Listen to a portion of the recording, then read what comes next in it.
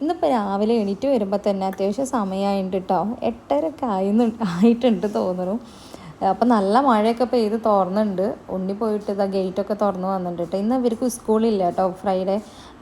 പിന്നെ ഞാൻ കുറച്ച് നേരം പുറത്തൊക്കെ ആ മഴ പെയ്ത് തുറന്നതിൻ്റെ ഭംഗി ആസ്വദിച്ച് നിന്നു.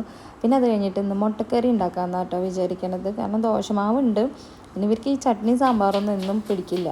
അപ്പോൾ അത് അതിലേക്ക് നമ്മൾ ഫസ്റ്റ് ഇതാ ഇഞ്ചി വെളുത്തുള്ളി ചതച്ചത് ഇട്ടു. പിന്നെ ഇതാ സവാളയും പച്ചമുളകും ഇട്ടിട്ട് ഒന്ന് വഴറ്റിയെടുത്തു. ആവശ്യത്തിന് ഉപ്പിട്ടു.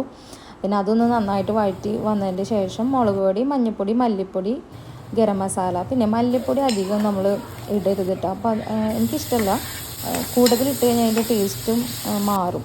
പിന്നെ അതിലേക്ക് പിന്നെ അത് മൂത്ത് വന്നു കഴിഞ്ഞാൽ ആ തക്കാളി ഒന്ന് ഏകദേശം വെന്ത് ഉടഞ്ഞ് വന്നു കഴിഞ്ഞാൽ അതിലേക്ക് കുറച്ച് വെള്ളം ഒഴിച്ചിട്ട് ഒന്ന് തിളപ്പിക്കുക കേട്ടോ. കുറച്ച് ഇവർക്കെല്ലാം വേണ്ട വിചാരിച്ചിട്ട് ഞാൻ കുറച്ച് തന്നെ ആക്കിയിട്ടുള്ളൂ. എന്നാലും നമുക്ക് അത്യാവശ്യം ഗ്രേവി കിട്ടും കേട്ടോ ഇങ്ങനെ ഉണ്ടാക്കി കഴിഞ്ഞാലും. എന്നിട്ട് അതൊന്ന് കുറുകി വന്നിട്ട് മല്ലിച്ചപ്പും പിന്നെ കോഴിമുട്ട പുഴുങ്ങിയതും അതിലേക്ക് ഇടുക. പിന്നെ ദോശ ഉണ്ടാക്കിയത് ഉണ്ണി കുളിച്ച് റെഡിയായി വന്നപ്പോൾ അവനെ ഉണ്ടാക്കി കൊടുത്തു കേട്ടോ. സച്ചു കുളിക്കുകയാണ്. ഇന്നത്തെ വീഡിയോ എല്ലാവർക്കും ഇഷ്ടപ്പെട്ടെന്ന് വിചാരിക്കണം. ടാറ്റാ.